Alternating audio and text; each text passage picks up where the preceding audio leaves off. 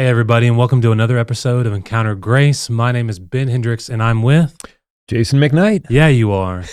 And so as we're looking forward...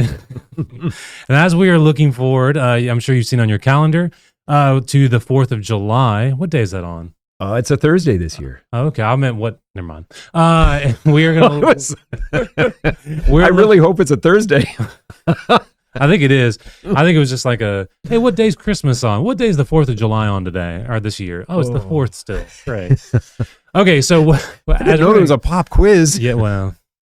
This is the third take to get your name right. I mean, that's the truth. So we're looking forward to the 4th of July, just the importance of arguably one of the most, if not the most important year ever. It's a huge year. A huge year. Yeah. And we're going to look at the year of 1776. And just as you said, and we, for some reason, cannot unhear a huge year, this really was a big year. If you are American, and I would assume we almost all are. How many Belgians are listening? Like, you'll know this line, that we hold these truths to be self-evident, that all men are created equal and are endowed by their Creator with certain unalienable rights, and that among them are life, liberty, and the pursuit of happiness. I think I've heard Where does that come from? Yeah. Well, from what I remember, it comes from the Declaration of Independence, which has commonly probably been known as like the birth certificate of our nation, where it formed like on a single idea. Yeah, and that's right. This is such an important idea. I mean, like, we even have this Latin phrase that represents this. And it might happen to be on the $1 bill. Is that right? It definitely is. Nice. And so that's Novus Ordo Seclorum. Do not email me on my pronunciation of that. Which simply means a new order of the ages. And so what we're going to end up talking about a little bit today, or a lot of it today, is that how 1776 created and founded a new order of the ages, and the birthing of this nation built on an idea. But what's also true is like this important year of 1776 is not just like consequential to Americans, but to the world. I mean, to Swedish, to the Australian, to the Belgian. That one Belgian listener. We're going through our map of listeners here, guys. And to our one Canadian and your relatives who tune in. Like, you don't have to be American for 1776 to have changed everything. I mean, this is the reason why such an American thing to say. That's why you made me say it. I mean, really, can we just all be honest? It's the birth of the Western world as we know it. So, which is a pretty bold statement. And that's why I'm going to stop talking from here on out and let you defend it. So, Jason, why? Well, okay, so this is a fascinating thing, and I'm glad for you to have teed it up so beautifully. 1776 as the birth of the entire Western world, or a consequential year, not just for one country called USA, but also for the entire Western world. I read this fascinating book this spring by Andrew Wilson, and it's called Remaking the World. Andrew Wilson is British. So already we're like, oh, we're not talking in the old way, but he makes the point that two things that we're going to talk about today about 1776. And this is just really fun. I read this. I couldn't put this book down because I love history and I love, like, there's a reason I don't teach in a university, because I don't care to go drill down 400 miles deep into one subject. I love a lot of subjects, and I'm curious, and I like to see the big picture and trends and connection points. And what Andrew Wilson shows us is that the Western world we inhabit, you can trace back to 1776 as kind of like a grand central station of all sorts of ideas that actually every one of us listening or watching kind of take these ideas for granted. We live in them and we don't even realize it. And it was just a really fun thing. And we thought on the way into 4th of July, which is worth us celebrating, not just 1776 for America, but actually the year that made our world. So here's what we're going to do. We're going to talk about 7 transformations in the last 250 years. So deep, so atmospheric that we can't even imagine being without them. And then we'll see how each of those 7 gain a foothold in the world through the year 1776. And then we'll just talk quickly at the end, what does it mean for us? Awesome. As thinking Christians in the world that is. So 7 transformations that made our world, and then how each of them runs through 1776. And that's kind of the romp through history. And get your calendar out because it's going to be fun. And then what it means for us super quickly at the end. Is that okay? I'm in. And if you listen to this podcast, you don't have to read the book. Although if you read the book, you'll get a bunch more stuff and you'll support Andrew Wilson because he's a great author. And after this, you can download a little form that says you've read the book. Now, that's right. And you can tell people, And you can take it to Monticello or Mount Vernon or wherever you're going to celebrate July 4th. All right. Wilson talks about the 7 movements in the last 250 years that have made our world what it is today. That is the world of North America and Europe and the Anglosphere. So that would include places like Australia and even Japan is part of the Western world. It has made our world thoroughly different than anything we've ever known on Earth before. So all of human history up till the last 250 years. What are these 7 movements? Well, we enjoy unbelievable freedoms. That's movement number 1. There is amazing technological progress. There is overwhelming prosperity. We inhabit a global village. The world of thought and philosophy, you think of skepticism, you think of enlightenment, you think of all that kind of stuff. The shaking off of Christian roots here in the West is the 6th of the 7. We'll come back and go over them all. And then the 7th is this, the fact that all of us take our own internal self for granted as the locus of the authority for our lives. Now, when I say all of us, I mean all of Westerners. So Christians kind of counter all of these in different ways.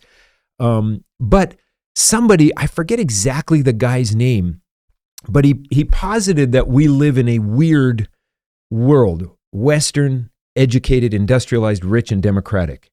And Andrew Wilson takes that weird and he adds an ER. So we're living in a weirder world. So yes, it's Western, it's educated, industrialized, rich, democratic.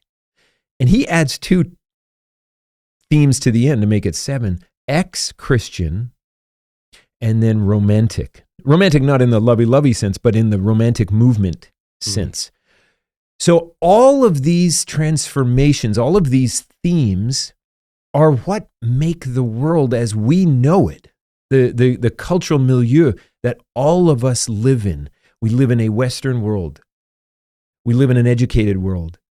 I mean, if you stop to think about it, the fact that any one of us can read is an anomaly in all of human history. It's always this tiny proportion of people that can read, or 1 or 2 nations that have gained widespread literacy, but in the West, and of course we're losing it with all the images coming through on our screens and everything, but Western, educated, industrialized, rich, the prosperity that we all enjoy, democratic, ex-Christian, and then romantic. All right.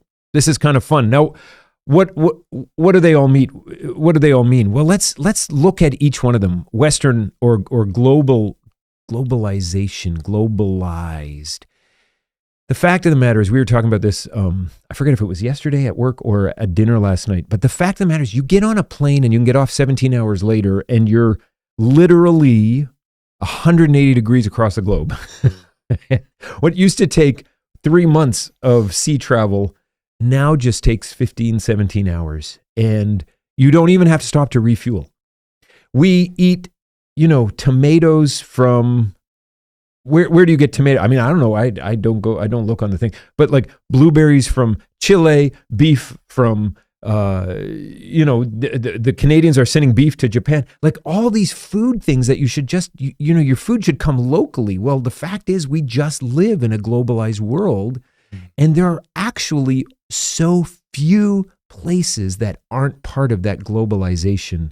Like that's why we call North Korea the hermit kingdom, because it isn't. And of course, China and Russia are supplying it, but nobody else is. Everything else is part of this globalized world. Well, this is pretty new. I mean, even in our own town of Kinston, we are making parts of an Airbus A350 jet here, 3 miles from this studio, that is going to be sent to France, where it's going to be linked up with parts from Ireland and other parts of France and somewhere else in Europe.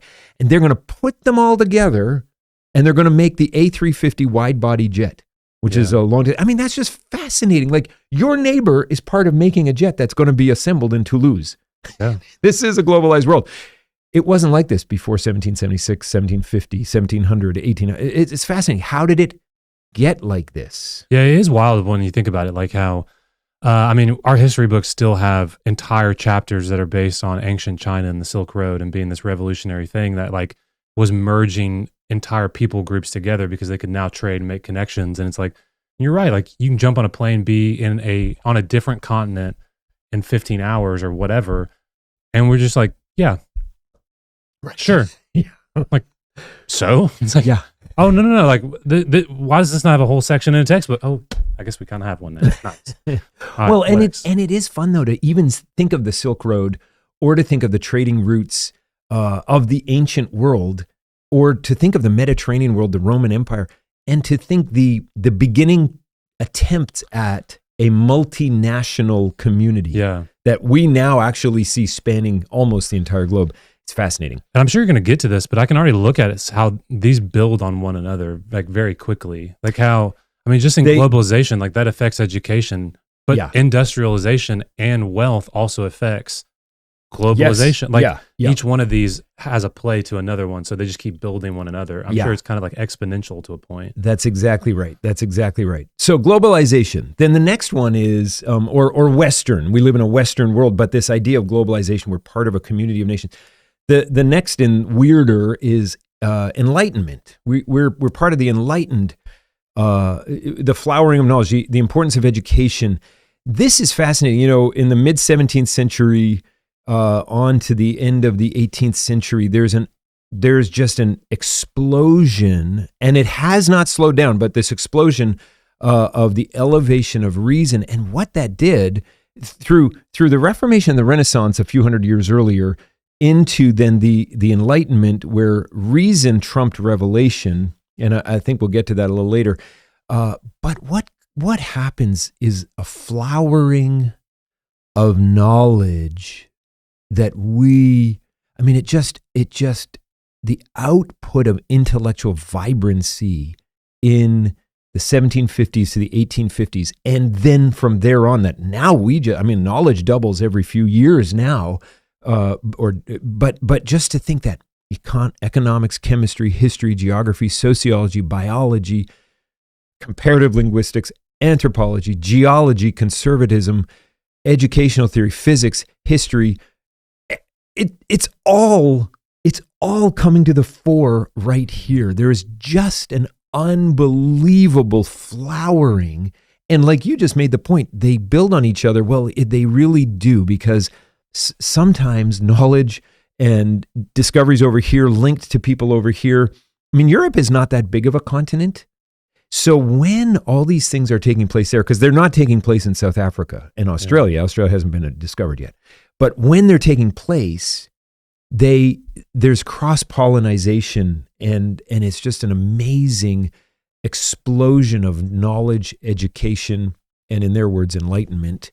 Let's go on to the Industrial Revolution, or industrialized, weirder world. Western, educated, industrialized. The age of machines came about in the early part of the 19th century, the 1800s, so that by the time you get to the end of the 19th century, it really, now you're just about to have mass-produced cars.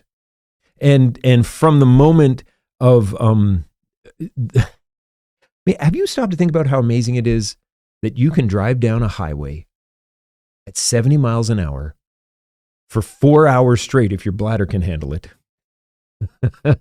with air conditioning, with a link to a satellite, with the brakes and the gas line and the fuel injection and the pistons, and nothing flies off and explodes. I mean, there's 10,000 moving parts on that car, 5,000, I don't know what it is. It is, and there's They're producing 10 to 20 million of these things every year. Industrialization is a marvel of human ingenuity if you stop to think about it. Now, it's not unqualified blessing.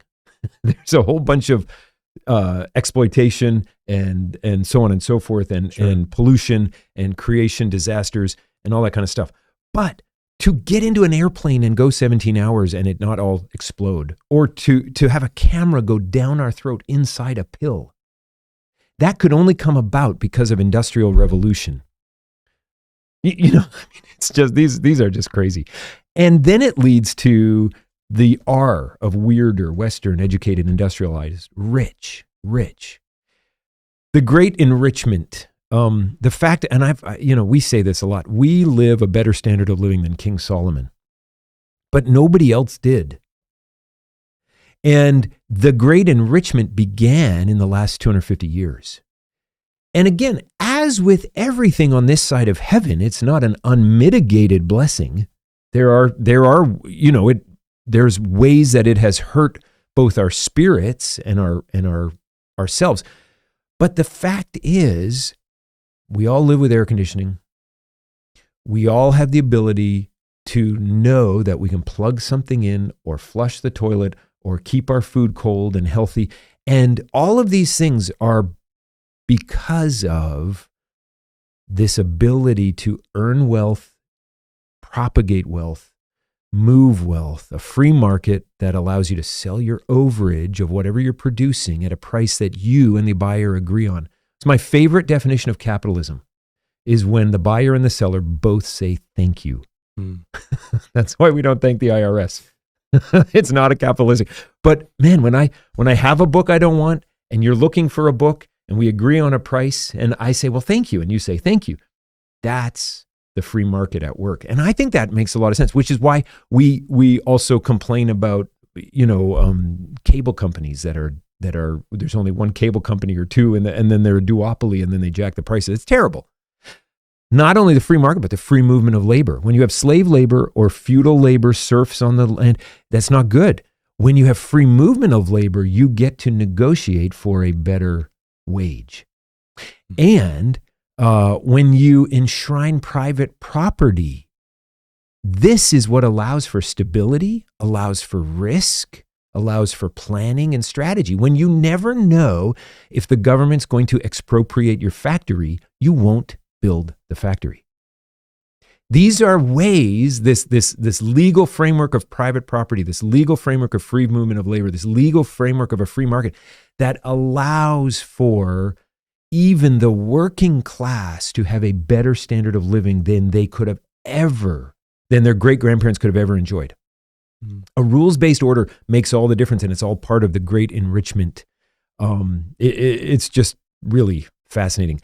When I say the great enrichment, I'm not meaning each one of us with a 401k worth $1 million. Like, it doesn't matter. Nobody cares. That's not the point. The point is you have the way in the economy, the total makeup of how you do things that allows for prosperity to be spread out. Yeah. If rich people are hoarding, they will stand before God for that. I mean, so the great enrichment. All right, weirder than D for democracy. 250 years ago, there were no democracies. America was the first. I mean, there was a little bit of, Magna Carta, 1215. We all love that, foundation stone. But the fact of the matter is, America was the experiment. But today, every country in the world either is a democracy or pretends to be.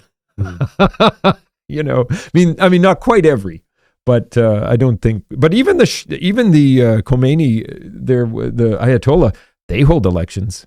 They want the fake legitimacy of democracy. Where did that come from? Why? That is a revolutionary idea from ancient Greece and ancient Rome. It wasn't around for 1,000 years. Now it's here. All right, then the last two, ex-Christian and then romantic. All right, we live in a time when in the West, we are in an ex-Christian, a post-Christian era. Think about this. If you talk to a European merchant in 1500, let's say, they have never considered a life outside of the worldview that Christianity is real, and the specific brand of Christianity is the church, the Roman Catholic Church. They've just never experienced anything different. The local church is the largest building in their town. The church organization and the bishop and the archbishop and the pope is a leading power, the only authority in life and death, the biggest factor in international affairs. I mean, we're talking 1400, 1500. In 2024, that merchant's descendant, 5, 10, 20 generations later, in that same town or city in Germany or in wherever it is in Europe, he never goes to church. The church in their town's probably turned into condos, or else it's a tourist attraction. He's not heard of a catechism. He doesn't know the 7 deadly sins, anything like that. How did it happen? How did we become post-Christian? Even in the U.S. South, the Bible Belt, it's becoming more post-Christian by the day, which is fine in the sense of we're not saying, we need to go back to the 1970s. No, we're just watching what's happening. The fact of the matter is the West is clearly an ex-Christian, post-Christian world. That's the E of weirder, and now the R, the last one, the dawn of romanticism. What we're meaning here is viewing the world and our lives. If the church is no longer in charge, or God through the church in people's minds, who is in charge? Well, it's the individual. My worth, my authority, my meaning is within myself. We love autonomy. The law is in me. And that's our highest value. I can make my own decisions. This is new in the history of ideas. Throughout history, we have seen cultures where the family is the measure of one's life, or one's polis, one's city, or one's nation, or ethnicity. I mean, the study of Japan is the study of ethnicity. They want their country to be ethnically pure. I'm talking until the last 150 years. Well, even shorter than that. We've seen annihilation as the point of life. This is Buddhism. We've seen denial of pleasure as the point of life, asceticism or stoicism. We've seen in Marxism, class is the measure of all reality. But in Romanticism, the person is brought to the fore. The I am is no longer God, it's me. I'm the one who determines my past, my preference, my choices, my destiny, my future, my truth. I'm the one that determines even my gender in where we are today. We're in a romantic framework of living. And a simple demonstration of this is that there is not a single person listening to this podcast who wouldn't understand that, of course, you marry the person you're in love with. But this is a relatively recent way of looking at marriage. Mm. It's often families getting together and trying to help the next generation in our town and so forth. And so we arrange marriages, which still happens in parts of the world today. And we're like, we're not doing that. Why not? And I'm not advocating for it. I'm just saying this is how we know we are living in the shadow of romanticism, which is not all bad. But the point is, we're living in a Western, educated, industrialized, rich, democratic, ex-Christian, romantic world. Isn't that fun? It's definitely weirder. Okay, so I mean, let's go through what you just said a little slow. So globalization, you start with that, and then Enlightenment, then Industrial Revolution, then Great Enrichment, then democracy, then the rise of post-Christianity, and the dawn of Romanticism. Yeah. To attach that to the weirder acronym that we had said, you said Western, educated, industrialized, rich, democratic, ex-Christian, and romantic world. Yep. That's helpful because I think the truth is we all see, like whether we've thought all about them or, 30 minutes ago, we could have necessarily recognized that. Like we when it's placed in front of us, we're like, yeah, I see that. And we've all been affected by them. Because like, again, we can look to, I mean, just like you said, the way that we see like our, partner, like our marriage, the way that we are looking at our own wealth and the world around us, again, globalization as well. Like it really is a wild thing that like the greatest, like, aspirations for kings 2,000 years ago are like normal things for us today. Like, right. I mean, like that, it is a wild idea. I mean, you can have steak every night. Yeah. You can have steak every night, and you're middle class. You know, this is unbelievably rich in a society. You'll get gout and a heart attack when you're 40, but I'm just saying. All right, so this is our world now. So it's a weirder world, a Western, educated, industrialized, rich, democratic, ex-Christian, and romantic world. So let me ask you the question, because I'm taking all this in as well. Like, how do all of those come to place in 1776? Like, I mean, how do they all intersect on that year? Like, yeah, where does this happen on for the 4th of July? Yeah, this is really fun. And this is where I think that Andrew Wilson, of course, he's the one that said weirder. I forget which sociologist said weird, and then he tacked on the ER. So you and I are talking about the things that are going on in the world that Andrew Wilson has drawn together in his great book, Remaking the World. I think it was last year he published it. And he's the one that noticed and said, which I love, because you know me, I love a big picture. He noticed that all of these concepts or themes or foundation stones kind of intersect, but they don't intersect in 1770 or in 1922, but rather in this funny year called 1776. They don't all find their origin there, but they all intersect there. So that's just really important. Like we're not saying, you know, it's the only year that ever mattered in history, but there is a funny Grand Central Station-esque nature of this remarkable year in our own country's history. And it actually is a remarkable year in the world's history. So 10 events or 10 publications that changed history. And of course, one of them is going to be, we hold these truths to be self-evident, you know, Philadelphia, Liberty Hall, July 2nd, which was published on the 4th. But let's start in January. What are the 10 events that Andrew Wilson says, hey, you can trace this to 1776? January of 1776, our friend Thomas Paine publishes Common Sense, this most famous of the pamphlets. I would have loved to have gone back to that era and read all the pamphlets. I guess we can read them now, but as they're coming hot off the presses, you know, and back and forth, and loyalists and revolutionaries and all that kind of stuff. But Common Sense forcefully argued that there's no more room inside the British Empire for colonists. And they didn't want to, they didn't, I mean, a couple of hotheads wanted to separate from the beginning, but most of them wanted simply their rights as British subjects. And Westminster, the Parliament, and then King George III, like they denied the legitimate grievances again and again and again and again. They were just truculent, if I can just say that. So how dare you? Wow. Where is Hamilton? King George coming out here. Gosh. You'll be back. What has happened to this podcast? But truculent is a good word.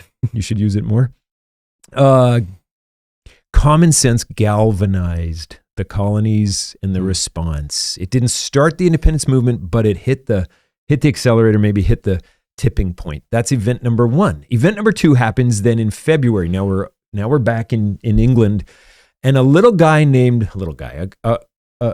certain guy named Edward Gibbons. Now, if you're my age or younger, that name probably doesn't mean anything to you. If you're my parents' age and older, that name really means something to you. But Edward Gibbons, Ben is just looking him up online right now. No, never mind. I was thinking the painting. In February, he published the first volume of his series called The Decline and Fall of the Roman Empire. And what's so big about this? It became the benchmark of how to do history. Edward Gibbons breaks new ground on historiography, how we study history and write history, relying on sources, pushing behind received narratives, considering the objectives we're aiming at in our writing. And it's very good work.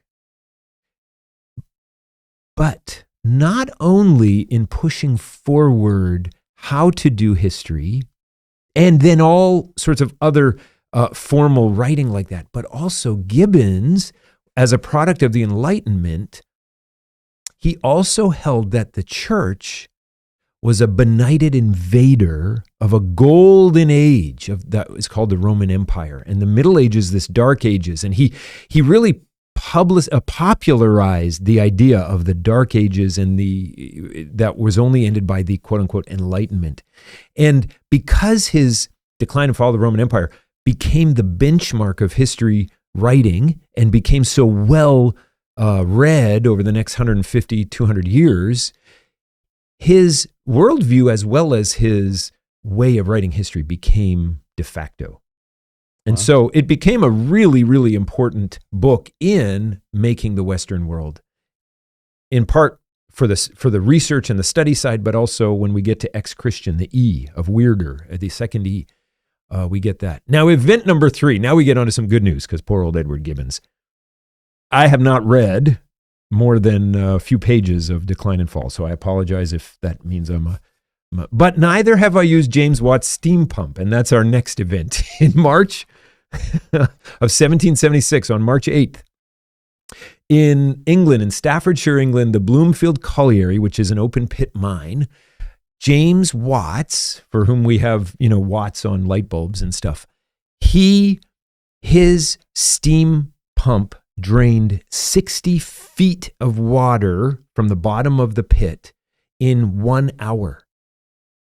So we know James Watt's steam engine, but here's where it hits us. Not just that it did it, but it was the very first time somebody bought his steam pump and put it into action. The first commercial use, not sort of tinkering use or laboratory use, but he got it to a point where he could sell it. 1776, the first commercial use of steam power. This is the beginning of the Industrial Revolution. Commercial use of machines. And they bring about amazing things. All right, that's event number 3. That's fascinating. I didn't know that happened in 1776. The next day, that was March 8th, the very next day, March 9th, 1776, a gentleman from Scotland named Adam Smith published an inquiry into the nature and causes of the wealth of nations. This book, Adam Smith, and we short form it as The Wealth of Nations, absolutely revolutionized how people understand what is going on in a national economy. He rejected the notion that a country's wealth is defined in agricultural terms, what the land can produce, or in mercantilist terms, how much gold and silver we have relative to others and how much we can extract from El Dorado in Central America. Rather, little Scotland, until they discovered oil in the 70s, it's not a nation with a lot of natural resources. National wealth ought to be conceived of as the productivity of the people in it. The wealth of a country grows as its labor and its capital are freed up to be as productive as possible. And so the market sets the price of goods, not some central office, because the market just says what I'm willing to pay for something or what I'm willing to sell something for. And a person can change jobs because a person is in the market as well. My market for my skill and my energy. Adam Smith didn't invent capitalism, but he helped us see that human productivity is the means of growing wealth. All right. We're on March 9th, and we've had 4 groundbreaking history-making events. The 5th one is the Declaration of Independence, July 2nd, published on July 4th, with the Liberty Bell proclaiming, dinging throughout all the land and all that kind of fun stuff. What's so great about this, as we approach the hot dogs and the fireworks on the 4th of July next week, is that this is a country founded on an idea. It's not founded on geography. It's not founded on dynasty. It's not founded on ethnicity. It's founded on an idea that all men and women are created equal, are endowed by their Creator, as you said at the beginning, with unalienable rights, life, liberty, pursuit of happiness. Among them are life, liberty, pursuit of happiness. There are more. And we need to do a podcast on what are the more rights that God has given to every human. Mm. And I think it's fun. And I think actually the 250 years since then, with all the different bills of rights in different countries, charters of rights and the UN, and I think it's fascinating to think how based on the Declaration of Independence, every other country is trying to trace back to that, but that traces back to God. Mm. I think that's great. That's event number 5 in this momentous year. Event number 6. Now, this one is fun if you like exploring. This is taking us now to globalization, to around the world. In the summer of 1776, our friend Captain James Cook left on his the third and final of his voyages from England. He went all the way south to the bottom of Africa, made a left-hand turn at the Cape of Good Hope. I've stood there at the Cape of Good Hope. By the way, I've seen where the Indian Ocean and the Atlantic Ocean meet. Nice. And it's fascinating. Also, just a few miles away, the only penguins in Africa. I have also seen them. I don't know if James Cook did, but I saw them. He took 3 journeys. The first journey, 1768 to 71, he captained a ship called the HMS Endeavour. And he went all around the South Pacific, circumnavigated New Zealand, landed at Tahiti, picked up a guy in Tahiti, brought him back, which, by the way, this third journey, 1776, he's taken his friend back to Tahiti. Then he sailed up the east coast of Australia, what is now Australia. He was the first European to make contact with Australia. That's the first one. He did it, though, because the Royal Society wanted him to observe. Are you ready for this? You don't know what's coming except that you've read the notes. The first journey of Captain Cook is so that they could observe the passage of Venus across the sun's surface in the South Pacific Ocean, so as to discern how far the sun is from the earth. Now that's fascinating. You're taking this scientific journey to learn about our world. That's his first journey, HMS Endeavour, 68 to 71. He comes back, 72 to 75. He recaptains the HMS Endeavour. This time he's trying to find a continent everyone thinks is there, south of Africa, in the southern part of the Indian Ocean, and he proved it wasn't there. I don't know if he meant to prove it, but he just never found it. And it's not Antarctica because they thought it was a temperate continent. It's amazing when you get a paradigm in your mind and how you just see things. Anyway, 3 years, he never found it. And then this now is his third voyage in 1776. And what he's trying to do is ultimately find the Northwest Passage. He takes his friend back to Tahiti. Forget the guy's name. It's terrible of me.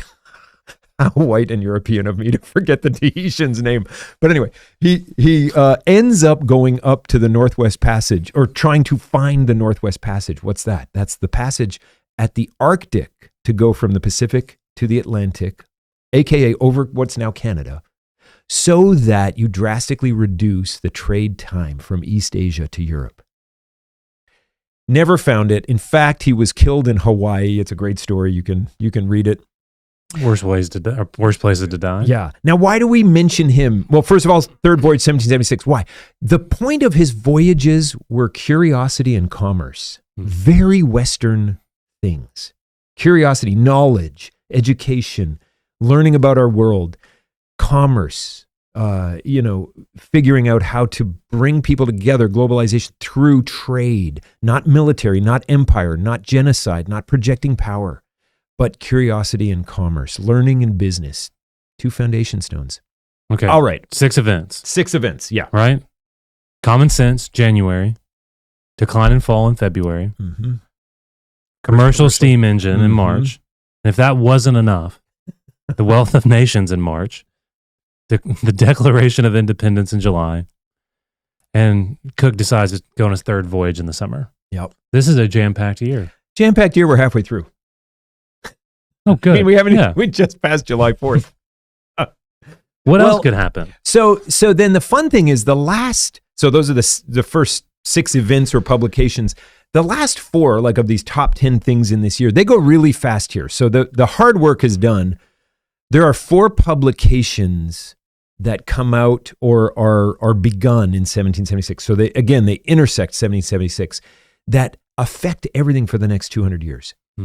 Immanuel Kant's outline for his work, Critique of Pure Reason. Now that's 5 years away, but he writes the outline in 1776.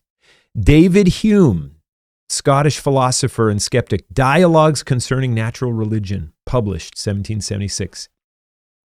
Friedrich Klinger's book, Sturm und Drang, which I don't know if I say that right because I'm not German, but Storm and Stress, which we'll get to in a second. And then finally, Jean-Jacques Rousseau's Reveries of a Solitary Walker, a series of 10 essays. He writes the first few of them in 1776. They're published 2 years later. What's the point of these 4 books or publications? All right. In philosophy, there is no book more seminal since ancient Greece than Immanuel Kant's Critique of Pure Reason.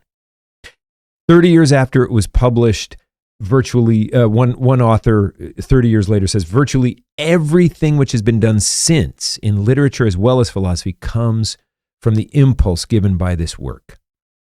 We're not going to explain it, but you can go read it. Basically, before the Enlightenment, how did we start knowledge? Well, revelation. God starts knowledge. But if you throw God out because you're enlightened, how do you start knowledge? The study of epistemology, how we know what we know. And Kant pushes back, not from a Christian point of view, but from a different reason point of view on how the enlightened thinkers of his day were figuring it out. And he actually combines them, and it's fascinating. He takes rationalism and empiricism, puts them together. All right, enough on Kant, except to say he's generally recognized as producing in this book a Copernican revolution in philosophy. He wrote the outline in 1776. Came to him in the middle of Prussia, in the middle of the year. All right, David Hume died in 1776, and he has just finished his last work. Died in August. And his last work, Dialogues Concerning Natural Religion. And he, in these, outlines his critiques of the arguments people are making for the existence of God. And for many, it was very persuasive. I guess you don't need it. It was persuasive. And it opened the floodgates for a more bold atheistic starting point in people's reasoning. So Hume actually pushed us in the direction away, us as the West, in a direction away from revelation and God. Friedrich Klinger, Storm and Stress. He wrote this play in 1776. And we say, what is this? I never studied this. No, I know. In the city, the German town of Weimar in the 1770s, the Weimar Republic in the 1920s after the World War I, but Weimar in the 1770s, something took hold of the playwrights, the poets, the composers, the culture class right there in this little town.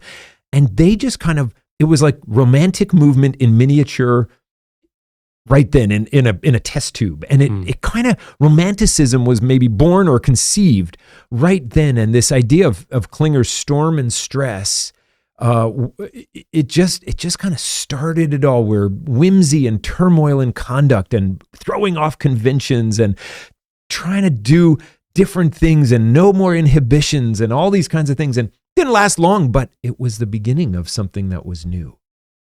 And then lastly, Rousseau's Reveries of a Solitary Walker. Again, not published until after his death in 1778, but it was a series of 10 essays, and he began them in 1776. He began writing these. In fact, this is a really fun little story. So this is 1776, before the French Revolution, when Marie Antoinette's walking around, let them eat cake and all that kind of stuff. All right. So we all know the aristocrats. He's out walking in Paris in October one evening, and he was run over effectively by a Great Dane running at full speed. Now, do you know this? So the wealthy, Marie Antoinette's ilk, they would train Great Danes to run ahead of their carriage to push people out of the way, to sort of make the way for their horse-drawn carriage to come through, clear out the pedestrians. The horses weren't big enough? The horses weren't big enough. Well, they didn't want to be slowed down. They used the dogs to do all the dirty work. And they pushed old Rousseau out of the way. He was knocked unconscious. He suffered brain damage. He had epileptic seizures until he died. But he began to write these Reveries of a Solitary Walker over these last 2 years of his life. I don't know if actually any of them involves a dog. But when you read them, these 10 essays, you see so many of the Romantic movement's hallmarks, and maybe even from Weimar.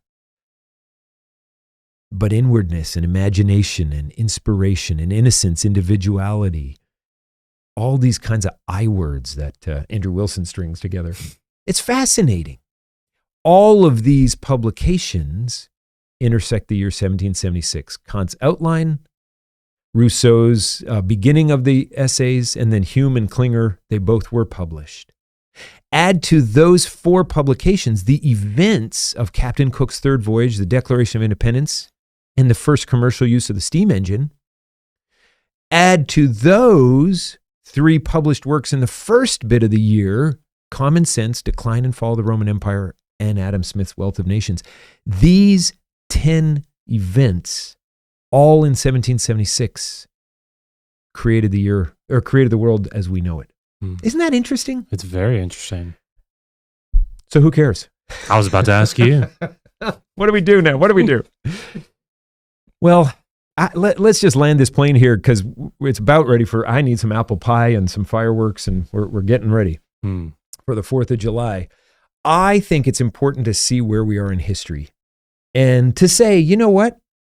Here we are. Like what it's so easy to do is to say, when you and I live history for the first time, it's so easy for us to say we've never been this way before. And it's maybe not true. Maybe the Lord is at work. Maybe he's working with patterns. And what the best part of Wilson's book is the third part, where he traces how the church responded to these different things and what we need to be, and I think what we are, but what we need courage to continue to do is to be the people of God on earth who celebrate grace, who pursue freedom, and who articulate truth. Celebrate grace, pursue freedom, and articulate truth. What does this mean? Well, let us be the people who glory in the grace of the Lord Jesus Christ, who revel in it. This one who left all his riches to die in ignominy in our place. Our lives then will have grace and show grace and live grace. Our sinfulness will be ever shrinking in the ever brightening dawn of his presence in our lives. And our posture towards enemies, towards the undeserving, towards outsiders, that's going to be very different than what the world expects. And our worship will be full-throated, music and service and total life worship. Do you know, by the way, why music? I mean, people think worship is music. No. Worship is all of our lives lived for God. But music is a special gift that God has given humans to combine intellect and will decisions and body and emotions into a beautiful way to express things that otherwise would be ineffable. And I think that the way God grants to worship leaders and worship music writers of our generation, we are living in some of the best worship music ever. You know when another great era of worship music was? Right after 1776. Right around then. You know, you got the Wesley brothers and you got Isaac Watts and you got others, and then into the early 19th century. I mean, worship, God is always doing a new work in worship. Anyway, we got to celebrate the grace of God in the Lord Jesus Christ. We got to pursue freedom, secondly. Let's be people who work for freedom, love freedom, aim at living in the freedom that we've been given in Christ, which is ultimate and eternal, and then to bring the freedom on earth that brings flourishing for people. God's purpose for people is not slavery. Slavery in a chattel slavery, American South sense, or slavery to our screens and big tech and companies. None of these. How does God want us to be the people who show the way to freedom and who talk of freedom and work for freedom and who meet people where they are in bondage and draw them into freedom? Oh, I mean, how many churches have AA groups meeting there? Because that is a work of freedom. Thanks be to God. And then let's be people who articulate truth. Because if there's a world that's enlightened, quote unquote, romantic, quote unquote, ex-Christian, hey, truth is at a premium. People are making up their own truth, and it's not true. People say these are my facts. No, we have got to be the people who articulate truth, but also too many Christians and too many pastors, too many churches have said, check your brain at the door, just do what we say. That's a cult. Think. All truth is God's truth. You know, when people in Luther's day were telling him, we got to watch out, the Muslims are coming. He said, bring it on. Let us translate the Quran into German, because when you put it up next to the Bible, you will see truth. And he wasn't afraid. And I think we need not to be afraid either, to articulate truth graciously and with an eye to freedom in a world that is deceived or benighted or enslaved. Well, that just means we need to know it. We need to know the truth and love it and live it and not be hypocrites. So 1776 introduced us to a weirder world. Here's a few ways for us to, as the people of God, to celebrate grace and to love freedom and to articulate truth. And now we can go celebrate 4th of July. Amen. Thank you so much, Jason. This has been so helpful. Just like introducing this whole idea of a weird world and a weirder world that I think we all can kind of understand that we're a bit in. I mean, we're seeing the fruit of it. We're seeing the cons of it as well. We're seeing it all over our world because we all know that we live in a weird world. I just didn't know we lived in a weirder world. But what is super comforting to me is knowing that even in a world that celebrates being post-Christian, that like the church and we as Christians ourselves have a role in this world, in this weirder world that we live in. Yeah. And that this is a great platform for us to stand on truth and so many other things. And so thank you for putting all this together. Thank you for walking us through it clearly and well.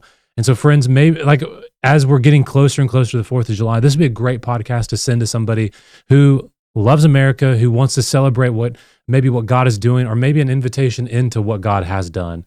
A great way to look at history and a great way to just make a connection with them. So feel free, please send this to a friend to introduce them to the Encounter Grace podcast. And guys, we'll see you next time. Have a great day.